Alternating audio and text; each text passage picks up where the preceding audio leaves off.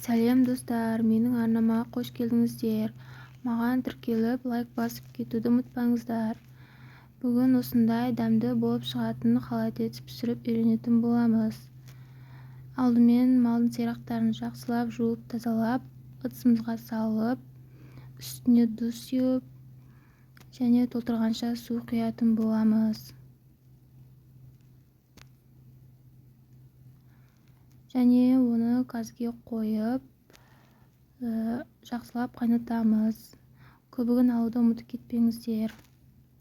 Қайнағаннан кейін етін, сүйегін бөлек ажыратып аласыздар да, етін мясорубкадан өткізіп аласыздар. Және оған дәміне қарай тұз, бұрыш және чеснок қосатын боламыз. Дайын болған етті ыдысымызға салып, үстіне сорпасын құйып, газге қойып, баяу отта қайнататын боламыз. Дайын болған холодецті холодильникке қойып, қатқаннан кейін дәмін көріп, дастархандарыңызға ұсынуларыңызға болады. Өте дәмді болып шығатын холодец. Ас болсын.